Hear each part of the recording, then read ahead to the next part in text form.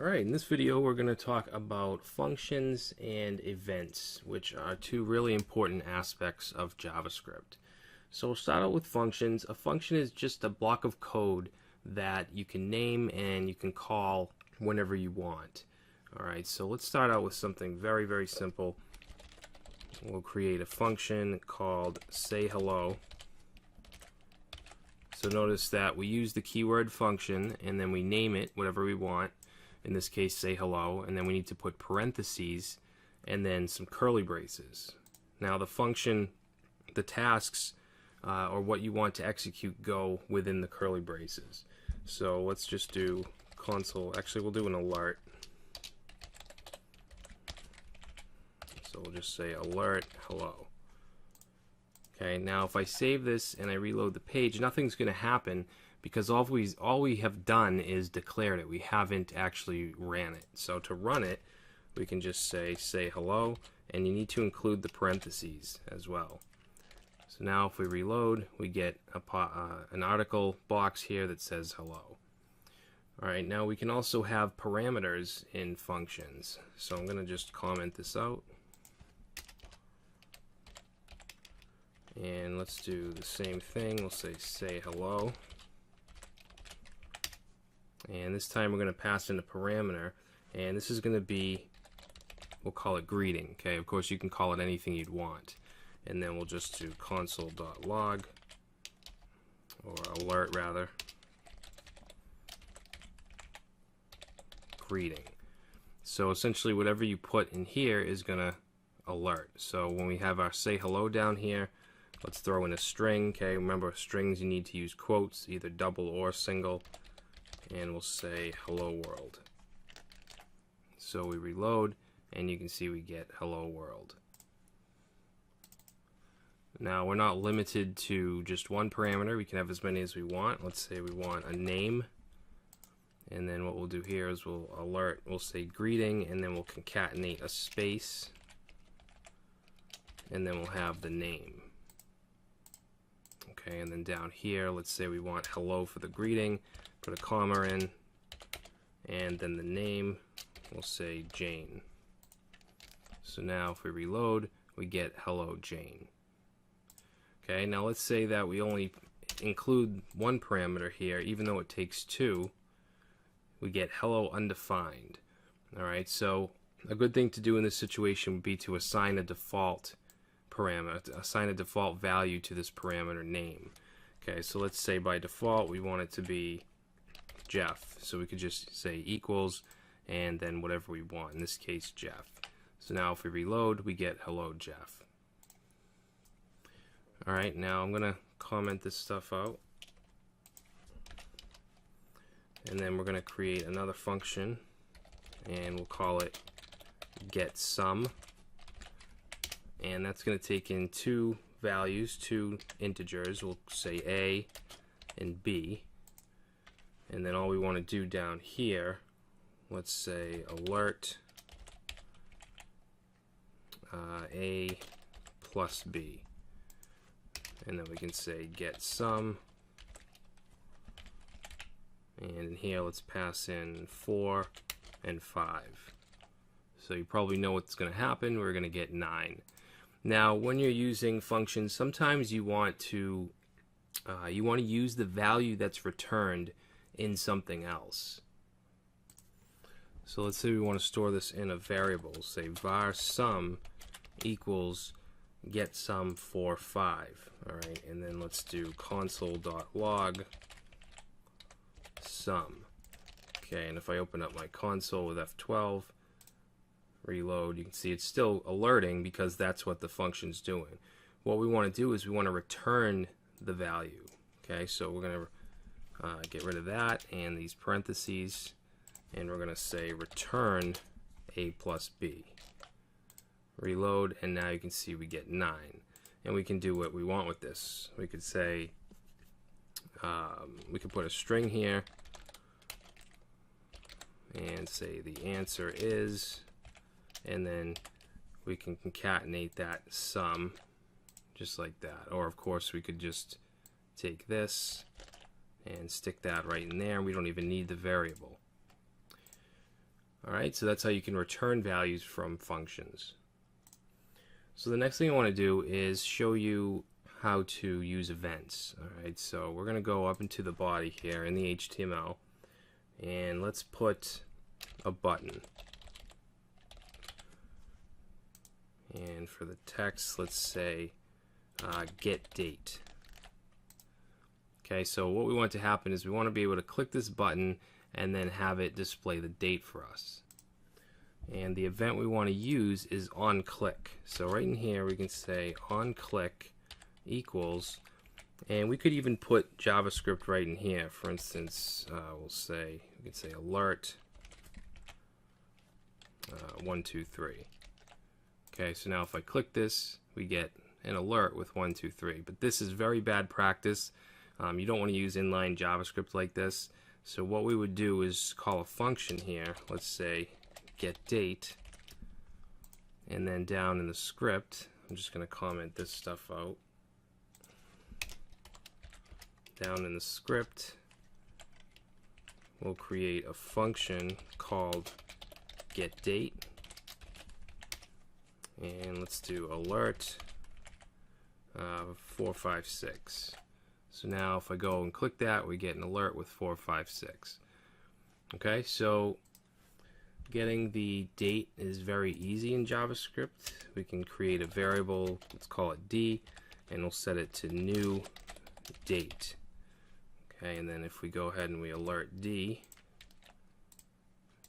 click that, and you can see we get the date and time. Okay, a long string that gives us the full date and time, and even the time zone.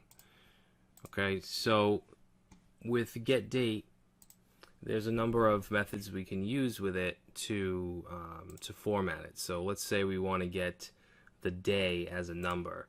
So we could say d.getDate.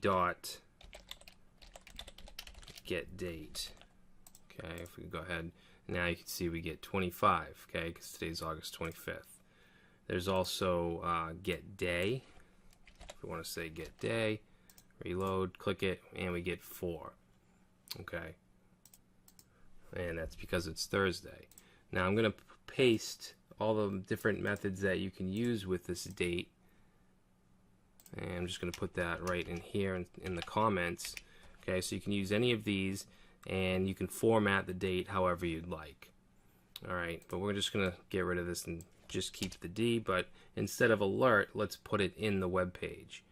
Okay, so right underneath it, we'll say div ID, and let's give it an ID of show date. Actually, let's make it an H1. And then down here, we'll say document dot get element by ID, show date dot inner HTML equals D. So now when I click it, you can see that the date now shows up in the web page. Now as far as events go, there are quite a few. This is on click. We can also do on mouse over. So if I reload and then I just go over the button without even clicking it, you see that that event fires. Okay, we also have on mouse out. So that's when you leave the element. So I'm going to go in, I'm hovering over it. When I leave, that's when it fires off. Okay, we also have on double click, or on, I believe it's, yeah, DBL click. Oops. So now reload, if I click once, nothing happens. Double click, and you can see the event fires. Now we also have quite a few events for forms. So I'm going to create a really simple form. So I'm actually going to paste it in. So a very simple form, we just have a name, email, and what we can do here is we can add to the form tag an onSubmit event handler. Okay, so when we submit, we'll call a function called formSubmit, or let's say submit form. And then down here, we'll go ahead and create that.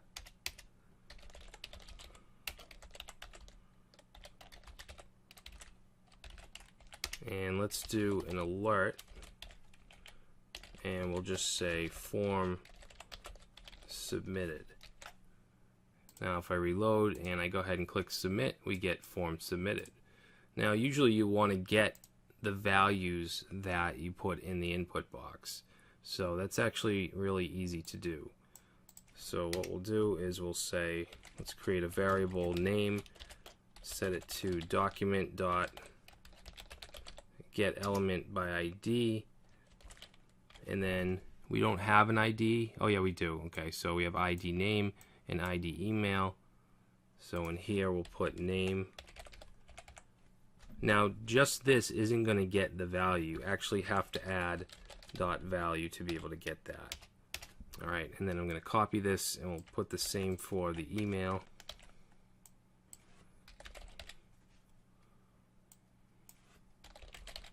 Okay, and then let's do alert, and we'll say name.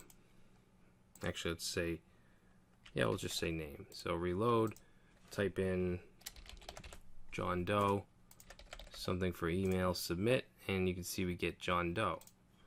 If we want to get the email, we could also do that.